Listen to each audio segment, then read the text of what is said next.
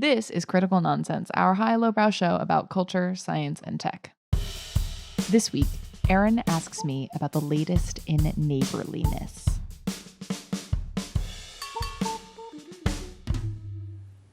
Woo! Ring ding dong. Ring a ding ding ding dong. Hello, this is what an Erin sounds like. A hip hopper from the 1930s. We don't have a Joey here, so that's what we gotta do. And we also have executive producer and ding dong ditcher Jess Vander here with us. Hi, this is Jess. Is that an insult? It's not, but like I think calling every time there's anything that we call you, I always feel like somehow it's an insult, and I'm like, oh, you can't call someone a ding dong ditcher. How could you say she's a chartreuse chanteuse? Yes, she both sings in blues and greens. How dare you? And when she rings doorbells, she stands there. She stands there and she doesn't go anywhere until you come to that door. And then she says, apologies, I'm at the wrong address. Right? Like, that's just reasonable. That's just reasonable. Yeah, you're right. You're right. Thanks. I really appreciate the validation. This is usually where when we have Joey, we talk about housekeeping. Housekeeping. Do we have any this week? The house is clean. Look at that. We just got a new broom. We got a new dustpan. If you've seen the film Honey, I Shrunk the Kids, then you know don't use them. The children might be in the front yard very soon.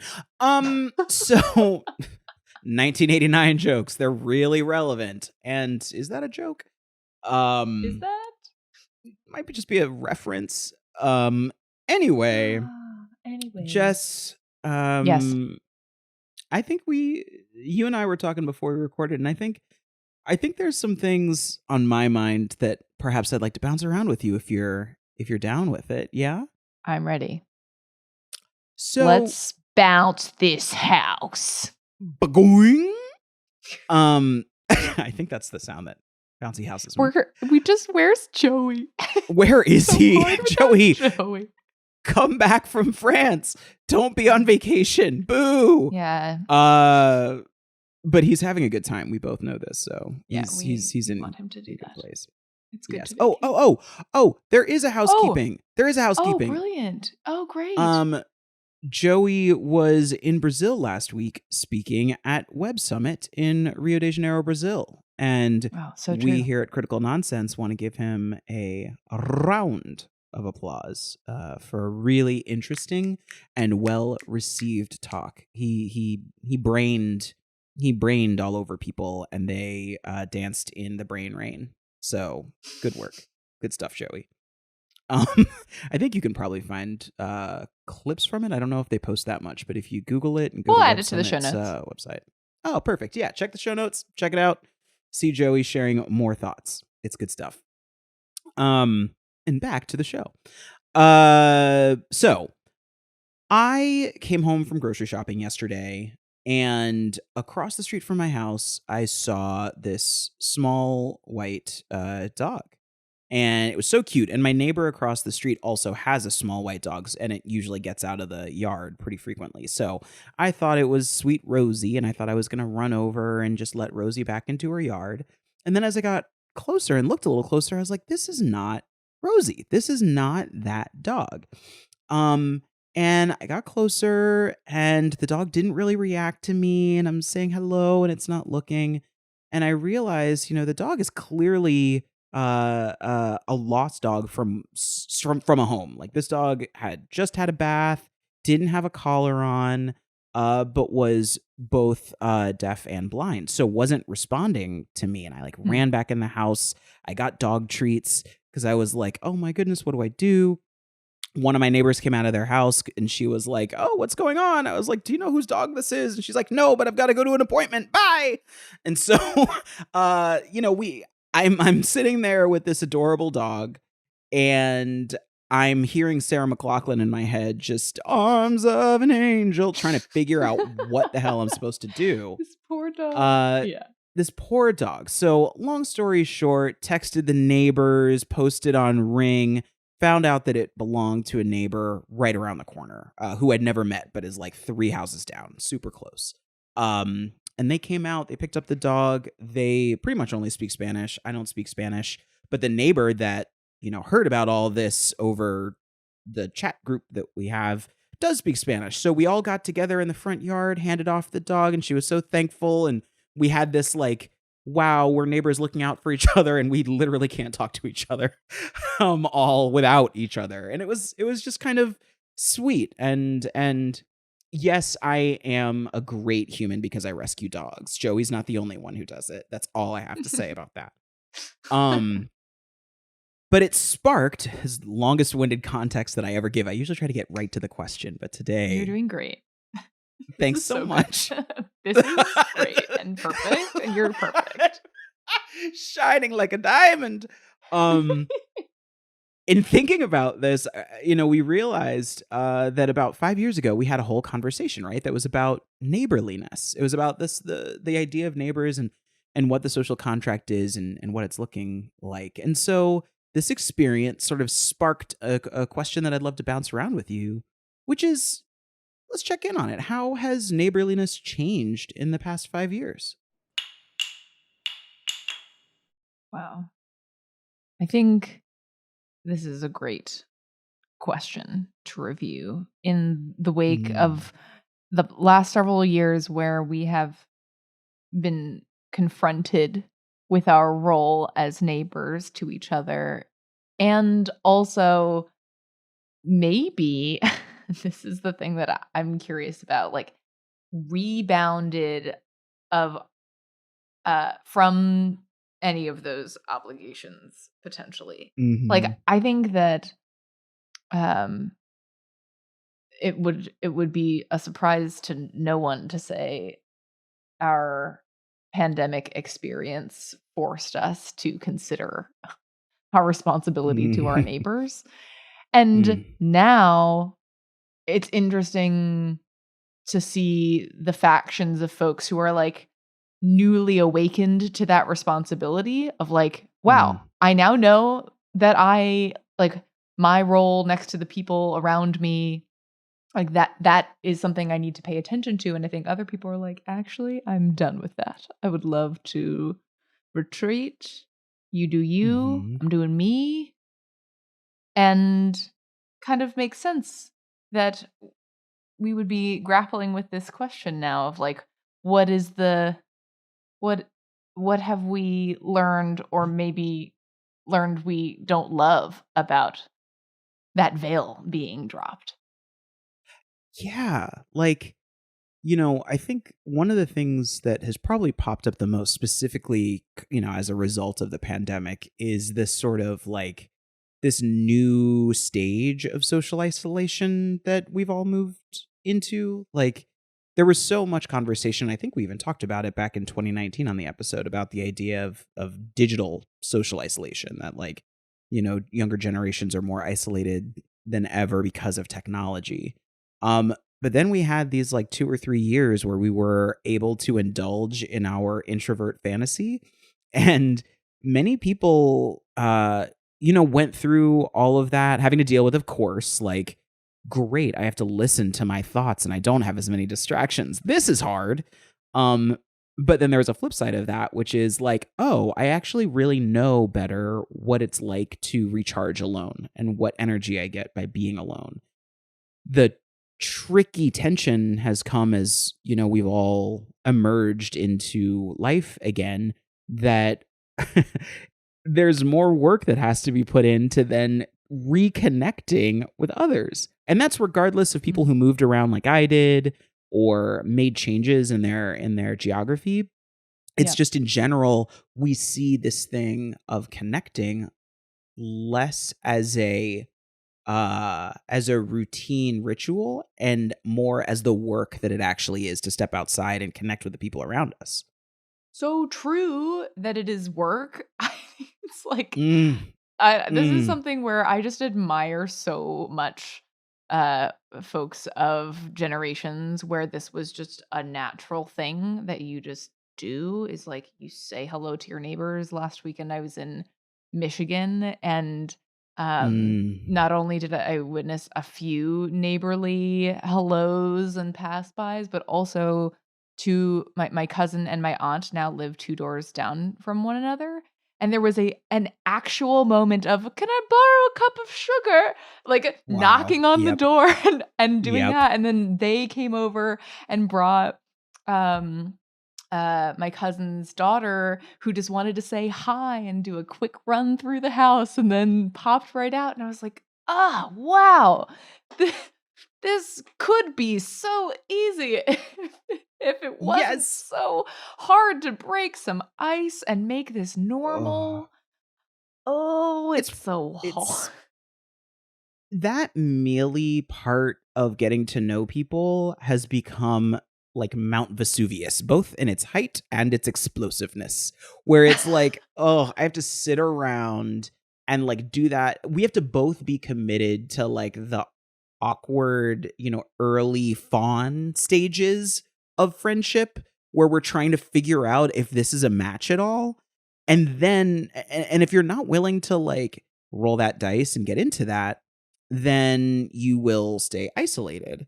And that type of work is something that I think, in particular, we also have less practice with because of the technological ways that we interact, separate from each other and inflaming each other and that sort of thing. Right. Hence, sometimes you need a lost dog to catalyze things. It's like we would not have interacted if not for this dog forcing us to figure out some way to break this ice. So it's funny you say that because the first neighbor that came down the steps that saw the dog, we're tight. Like we're on texting terms. It's still lovely. Oh, okay. And to the point that I was out of town and she texted me asking for a pie tin because she had a bunch of Oh, people coming over and she needed a baking dish specific to pie because she was making like a quiche or a pie or something like that. And I was like, yes, here's the code to the front door. It's in this cabinet. Just drop it there when you're back. And it was like, in the past, I would never have done that to any yeah. neighbor that I had been with. Yeah. But there were a few experiences also with animals that sort of uh, challenged, at least for me personally, the fact that I am physically also in a different relationship with people. So I've been dealing with some skunks and raccoons in the backyard, as I may have brought Still? up. They're Oh. back, by the way. Yeah. Oh So, my goodness. Oh boy. oh yeah, That is Bob the really, oh, that's a Trapper. whole. It's a whole thing. Bob the Trapper came yesterday, and he's got the traps. It's all we just trap and release elsewhere. There's no harm. It's very humane, etc. Just want to call that out. But like, I was back there, talking to my other neighbor about this, and he is like, "Yeah, I mean, like, you realize we all have connected yards. Like, if one house has raccoons, they come down and they will be in other yards. So there's this like, you can't stop them unless everybody is united in stopping them, sort of thing. And anyone who lives in a co-op situation can feel this when like there's an issue with the roof. Oh god, and you've got the whole building that has to come together, and like people who have different motivations, different sensitivities, different experiences with and issues with the thing. But the ways in which those conversations may have been easier in the past, I think that I find that those that are a little bit more transactional, like where it's literal neighbors that you have in many cases actual fences between you, it's actually easier because like you can quickly touch base, but you're not going to be best friends. Like Mhm. that's fine. It's that other tier of like, oh, I need to make fronds. I don't. Oh, Uh, that means I've got a schedule. I can't just be in my jammies with falling asleep in front of Netflix, woken up by the PS5 controller clunking on the floor and waking me and the dog up uh, at the same time. What's that right. about? It's Right. hard.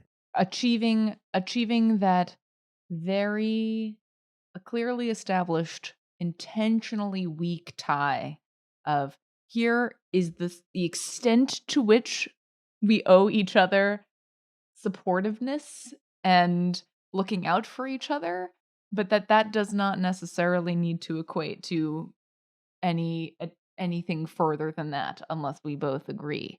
Like like is the standard that you know uh here are the things that I'm willing to do, like let return your dog to you, Mhm, put take mhm, your mail in and wear a mask mm. when your elderly person comes around, or but that you don't have to come over to hang out because we don't Mhm. need to do that.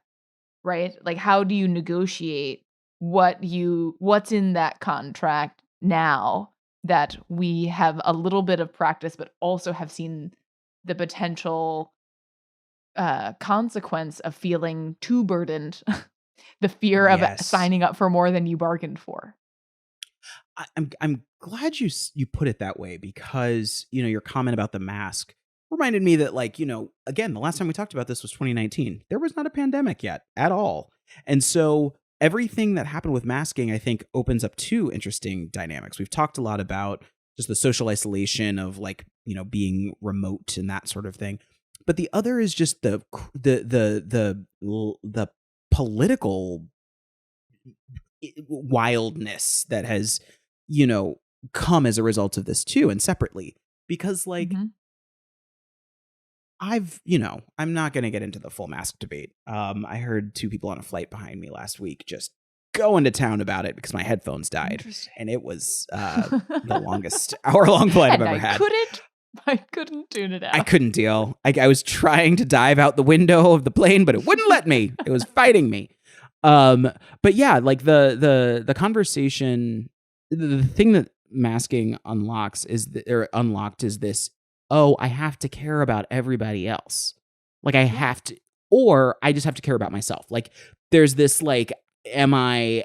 And I think that people being forced to, after feeling digitally isolated for so long, to be forced to think and like separate what it is to protect me versus protecting us was too much. It was too much. Humanity couldn't really handle that collectively.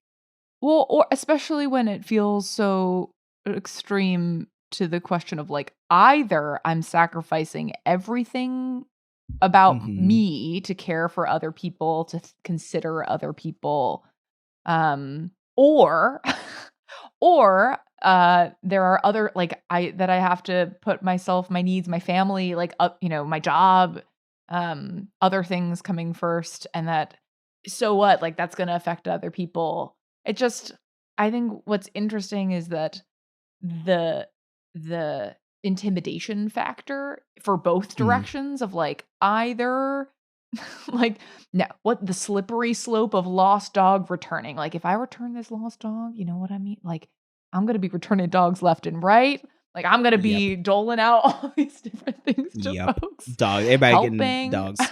Yes. Yes. I'm officially the helpful dog guy. I'm gonna put that on the side of my Exactly. It's like you car. got a lost I'm dog. Like I will find its own.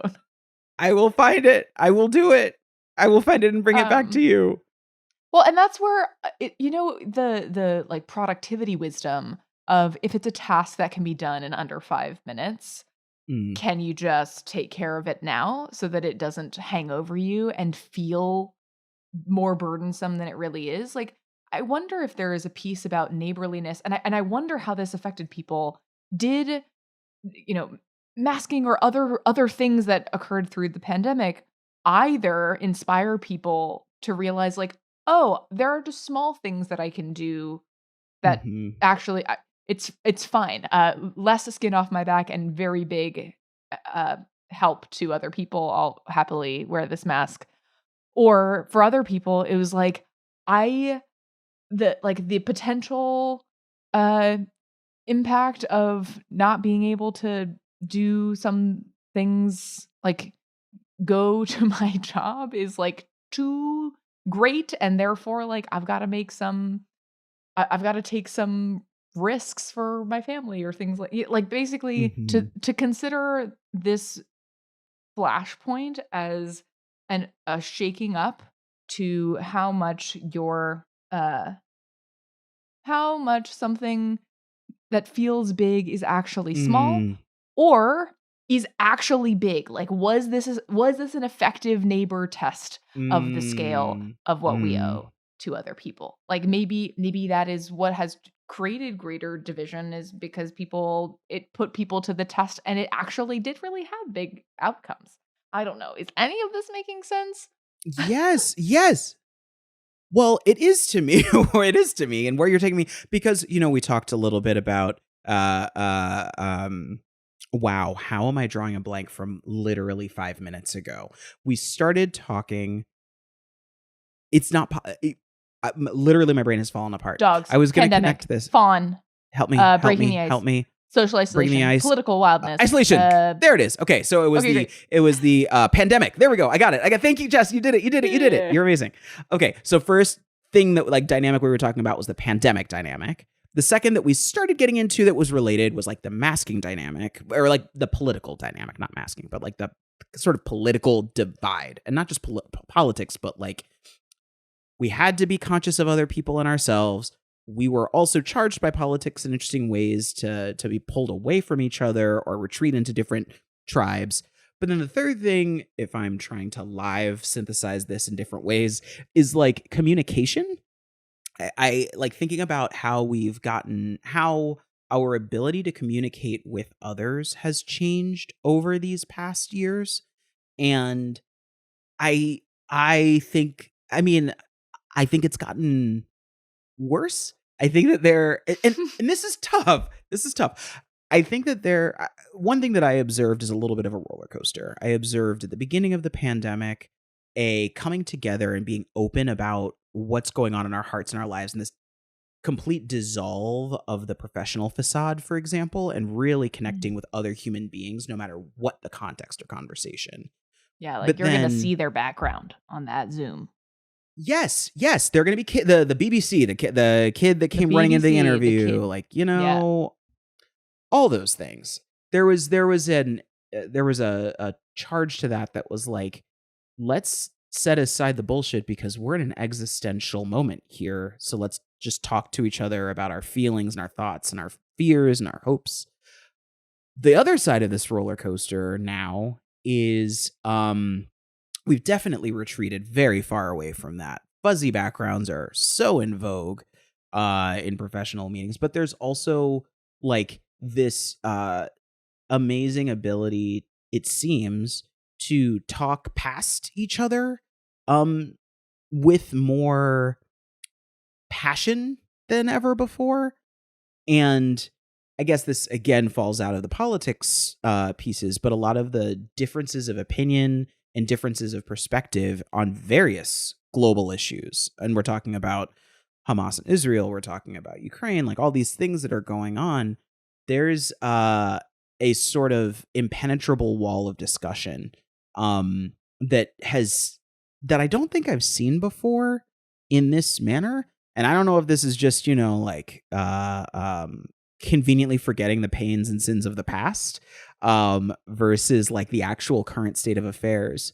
But a thing that I observe in that is passion and rationality playing out. However, in just like a lack of an interest in understanding, or a lack of like true discussion. And I think it's all connected. There is more distance and more retreat and tribalism in general that we've been talking about. Obviously, this is getting the flame of all these things is getting the gas of politics poured on it.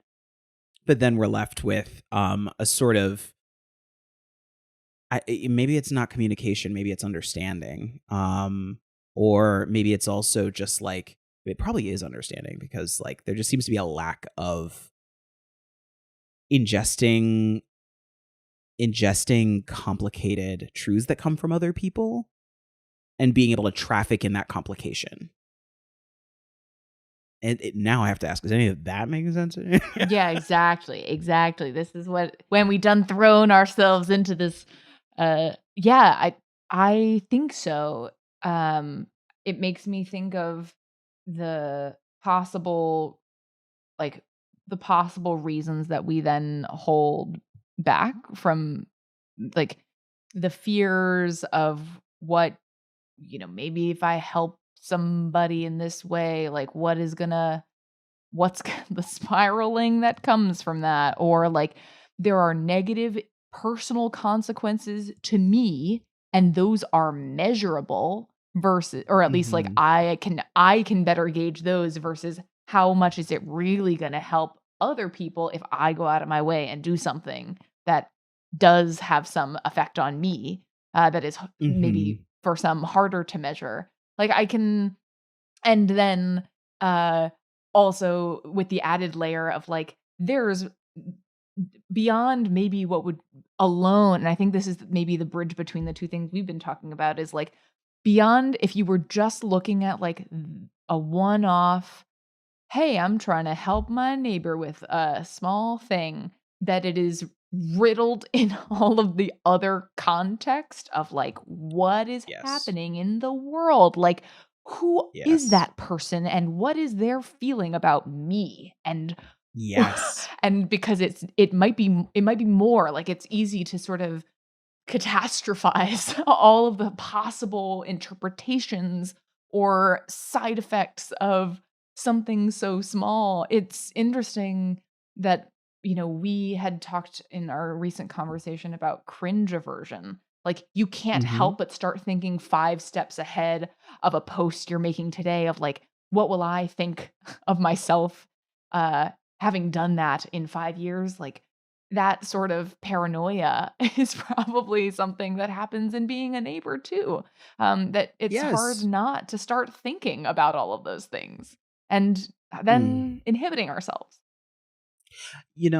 I fell down a YouTube rabbit hole this past week that's been focused on trying to better understand ADHD and autism, and just like understanding these neurodivergent worlds better. And one of the things that was interesting that I learned, and I'm sure people can write in and let me know how accurate this is, or, inform me, make me smarter. That goes for everything in this conversation and on this podcast. But one of the interesting insights that someone shared was around how the way that they experienced autism, specifically as it manifested in social interactions, was information overload.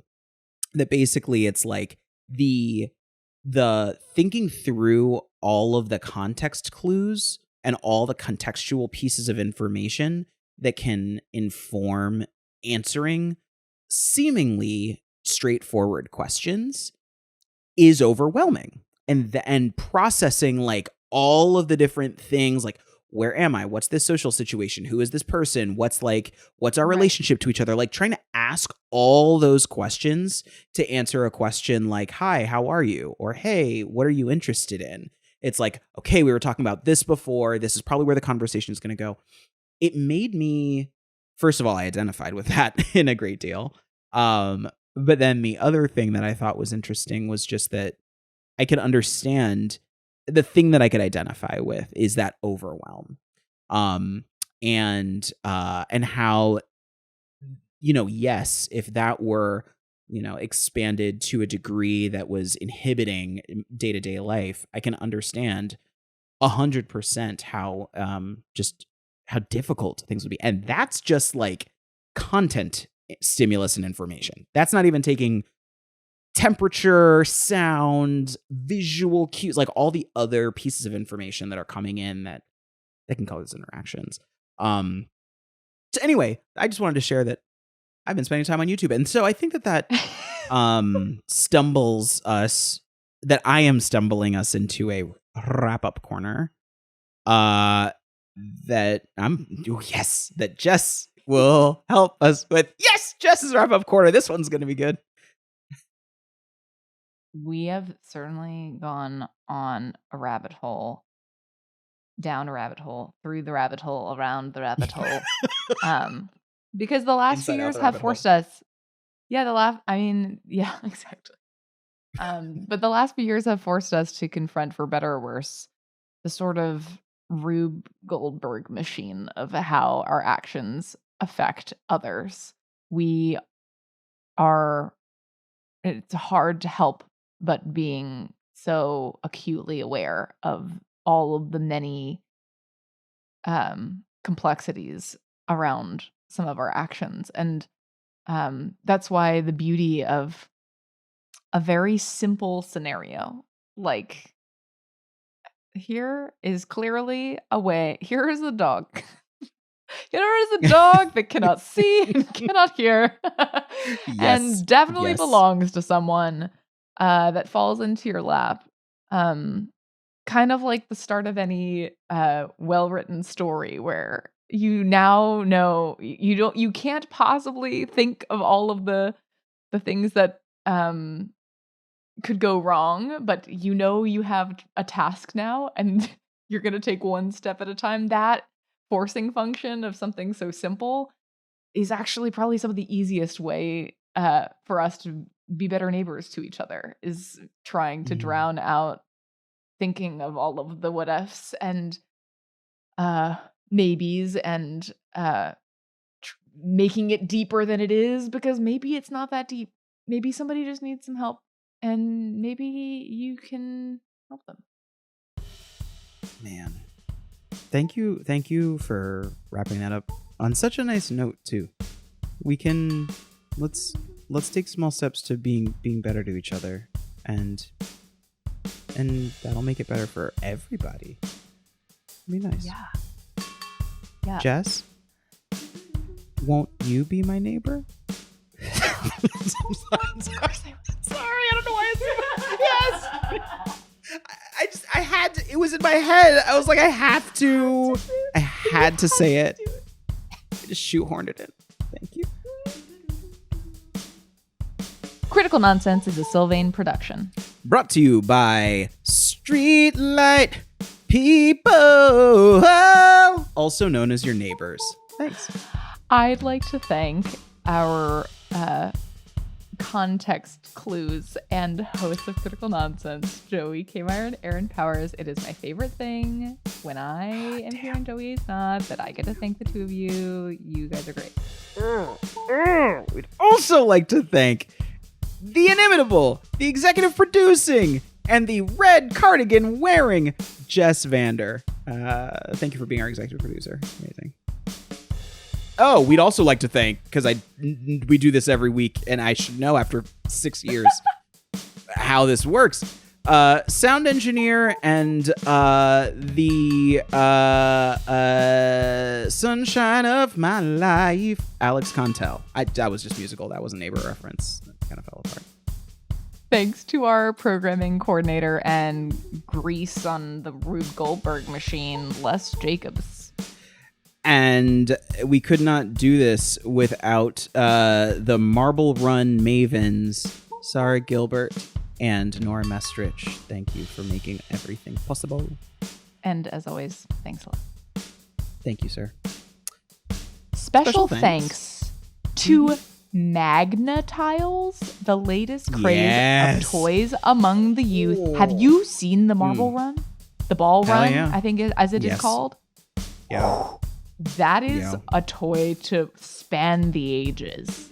I mean, absolutely. Wow.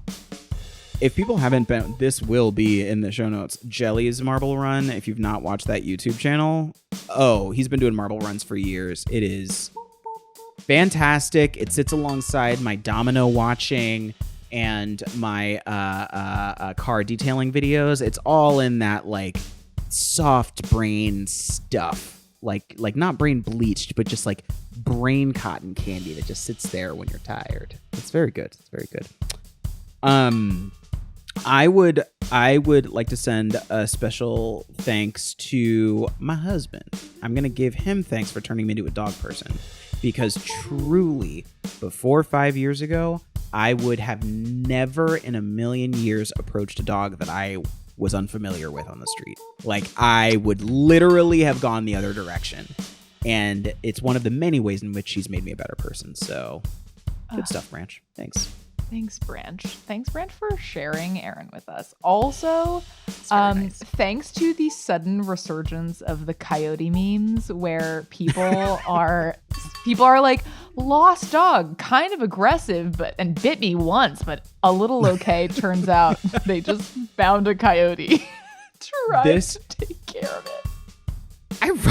Ironically, it's really bad timing that now I live in LA in a coyote-prone neighborhood, and now I'm just walking up to dogs like, "Hello." We call one of our few neighborhood coyotes Richard. Richard just crawls into people's front yards and takes a nap every once in a while. It's serious. It's a real thing. There's something. It's serious. They own the place. Indeed. Oh, well, thank you. This was a fun thing. This was a mental ball run. Marble rolling Yes. down the slides. Okay, are we good? Did we do it? Yeah, I think so. I think we did it. I think that's it. Okay, yep. Okay, I think thanks, we're out. bye. Bye.